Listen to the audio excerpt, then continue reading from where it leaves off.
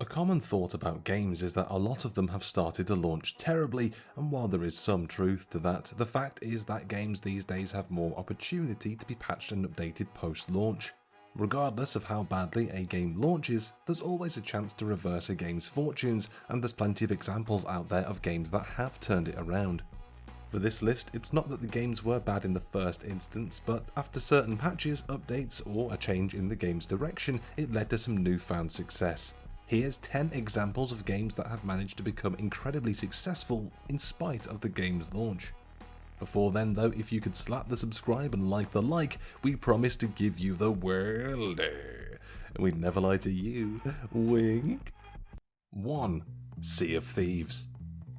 Rare's pirate simulator Sea of Thieves launched with a lot of promise, allowing players to team up and sail the seven seas as part of a crew of rogue pirates looking for treasure. When the game launched in early 2018, players were quickly enamored with Sea of Thieves' approach to open world multiplayer and emergent gameplay, but very quickly there was a sense of, is that it? A lack of launch content put some players off the game entirely. Since launch, Rare have been hard at work trying to make Sea of Thieves an endlessly replayable experience for you and your friends, and for the most part they have been successful. A series of free content updates and the introduction of seasons have ensured new activities are always in the pipeline. I mean, they even teamed up with Pirates of the Caribbean for an expansion, so that's pretty cool. 2. No Man's Sky. When you read the video headline, you probably could have guessed that No Man's Sky would feature in some capacity. The space exploration sim from Hello Games, No Man's Sky launched in 2016 with a large majority of its promised features absent from the finished product.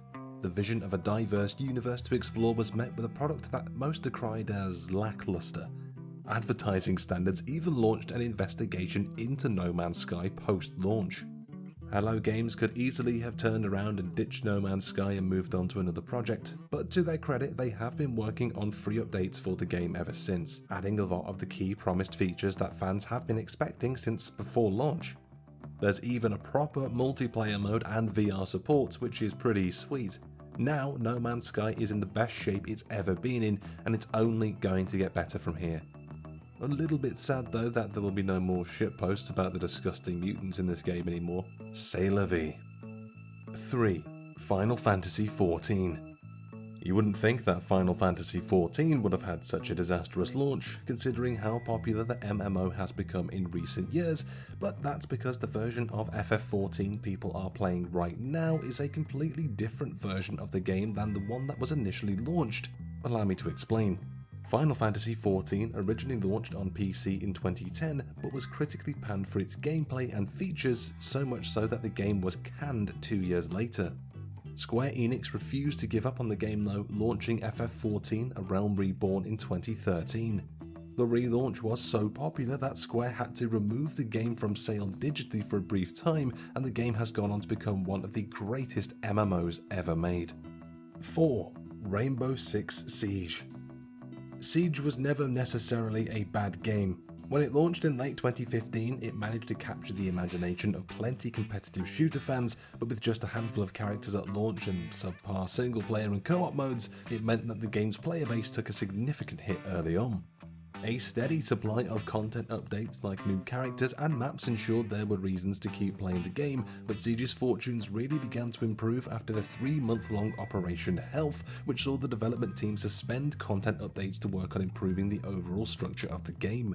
While still a bit of a niche shooter compared to other multiplayer games, Siege is doing incredibly well to this day. There's even a co-op focused spin-off, Extraction, set to launch later this year. Warden's still useless though. Hedge fund looking ass. 5. Star Wars Battlefront 2. Oh boy, we're dragging this one back up. Star Wars Battlefront 2 was already launching into a wave of skepticism after the less than well received previous game. EA and DICE's take on the beloved series, while incredibly fun, didn't set the world alight, but Battlefront 2 drew attention for all the wrong reasons. Unlocking characters and skills from the game's loot boxes was a harebrained decision that everyone considered to be awful. Basically, it was this. Money, please! Money, please. Somehow though, DICE and EA managed to turn the ship around, correcting the issues with the game's microtransactions and introducing a steady supply of new content and updates that bolstered the enjoyment of the entire community. In fact, when it was announced in 2020 that development on Battlefront 2 had ceased so DICE could work on the then unannounced Battlefield 2042, a Change.org petition asked for EA and DICE to continue supporting Battlefront 2. That is one hell of a turnaround. 6. Street Fighter V. The Street Fighter series is often what most people think of whenever you hear the term fighting games, and Street Fighter V was set to shepherd the next evolution of fighting games for years to come. As a game, SF5 is pretty fun, but there were a host of issues that prevented Street Fighter V from being a great success at launch, and for a while afterwards too. The lack of single-player options plus some online issues hampered the game's reputation.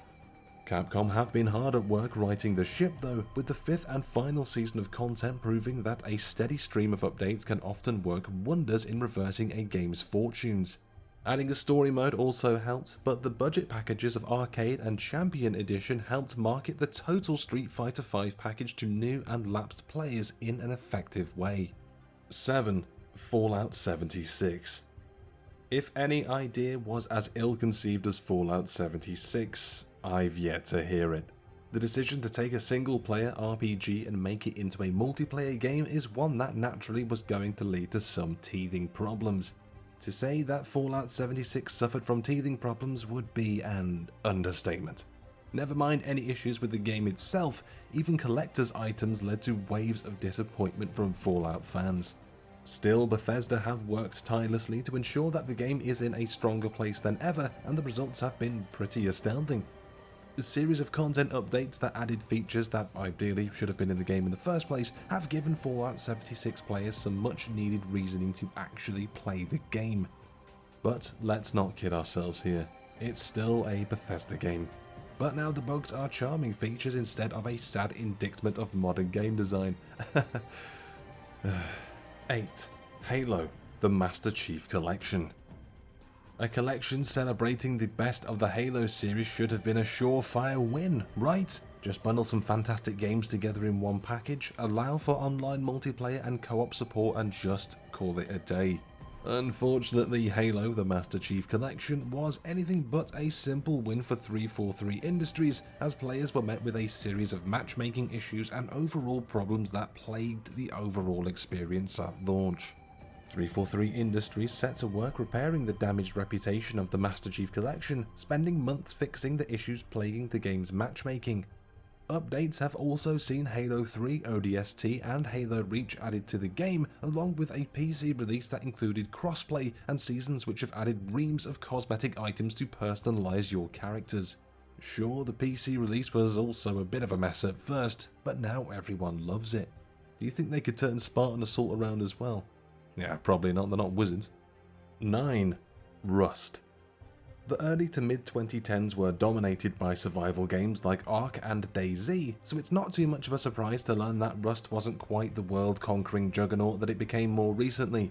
In those days, Rust was quite a bare-bones experience that relied on the interaction with other players in order to be truly enjoyable. It also borrowed pretty heavily from the DayZ experience by including zombie enemies and allowing players to be dicks to each other. There was potential, but it wasn't all there yet.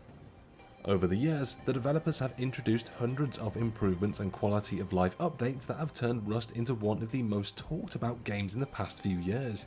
The spate of Twitch streamers flocking to the game for a while also helped, with the game hitting a peak concurrent player count in February 2021 of 245,000 players on Steam.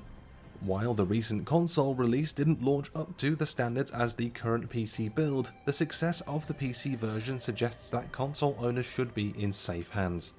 Maybe one of these days, /weeks, /years. And at number 10, Fortnite. Sometimes success comes from doing a literal U-turn, which is exactly the situation that Fortnite found itself in. For years, Fortnite was hyped as a 4-player co-op horde survival game with base building mechanics, perhaps inspired in some way by the juggernaut that is Minecraft.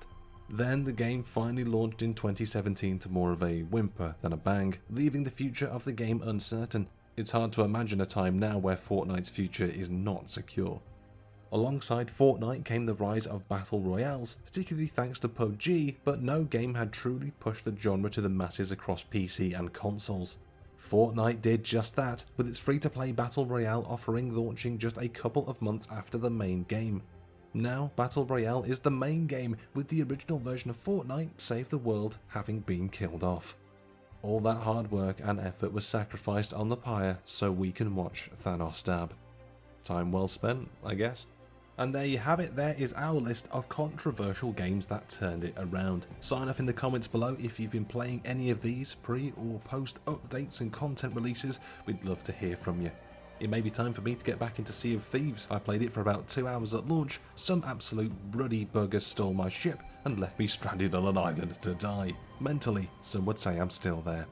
If you enjoyed the video, please don't forget to give it a like, hit that subscribe button to the channel and tap the notification bell so you don't miss any future content releasing on the channel. It comes straight to your inbox, it's completely free to do so and helps the channel grow. Please also check out the website culturedvultures.com along with the Facebook page and the Twitter page on screen for you now. Hopefully we'll see you in the next one, but until then, caw-caw.